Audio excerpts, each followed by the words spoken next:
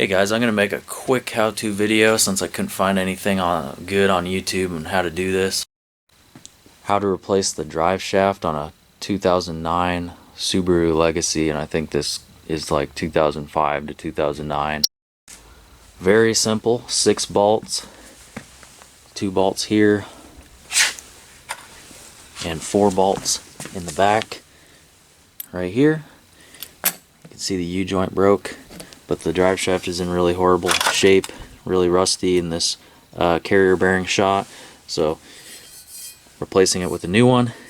The new one is going to look a little bit different, slightly different design, but it's the same length and everything, so it'll work. You don't have to remove the exhaust to get the drive shaft out, but you do have to take this shroud out. If the drive shaft breaks like this and you're in a pinch and you got to get to work or whatever, or if you order a drive shaft online and you got to wait for it to come, you're going to want to put the car into front wheel drive mode. There's a fuse, so you're going to take your cover off here,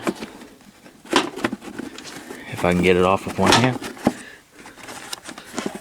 Take the cover off right down in here, this fuse right here.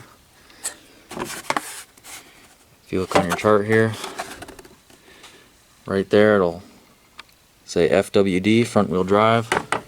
That's that fuse right there. You're going to want to put that fuse in. That puts it into front wheel drive mode, so it's not engaging the rear wheels. The clutch and the transmission will be not engaged, so you can take the rear drive shaft out and run it just fine with no problems. If you are just replacing the drive shaft and you're not going to be driving it without the drive shaft in it, you don't need to worry about this. There'll be some spare fuses in here if there's any left. I'm putting this back in here, taking it out because I'm putting the new drive shaft in. So if you look under here, you'll see this catalytic converter thing. It's a little bit in the way, but you can make it work. It's a lot easier than removing the exhaust. What you got to do is you got to slide the drive shaft in through this way. So you got to slide this end in toward the back, because this carrier bearing won't fit past through the catalytic converter in the floor. So that end has to go in first, and then you can slide it in forward into the transmission and bolt up the back and the carrier bearing. Alright, the drive shaft is in. I'm working on tightening the bolts. Hopefully your car is not as rusty as this junker. This is from New York, so it's got all kinds of rust under here. I got these bolts tightened up. Those are 14 millimeter. And back here, these 4 bolts back here are 12 millimeter. You're going to want to put some blue Loctite on these so they don't work loose. Now this new drive shaft, the yoke on it is a little bit different than the old one, so the heads of these bolts right here do not stop against that part right there. So a little trick here is to put a big flathead screwdriver between there to hold it while you're tightening it down, and tighten them up, and that's about it.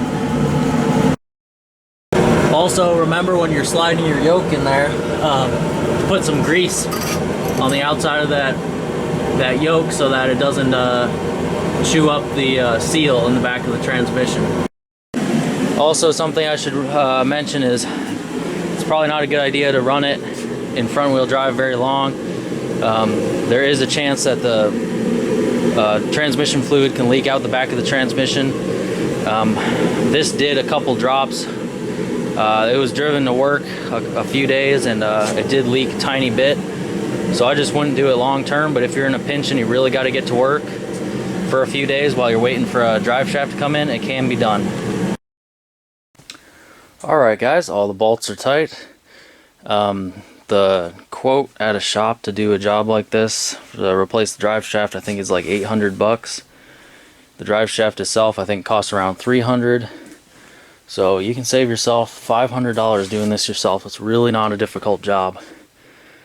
don't overcomplicate car repairs. Just jump in and do it. Just make sure you're always safe. Always use jack stands, ramps, jack up properly, safety glasses when you're working under there. Always make sure safety is number one.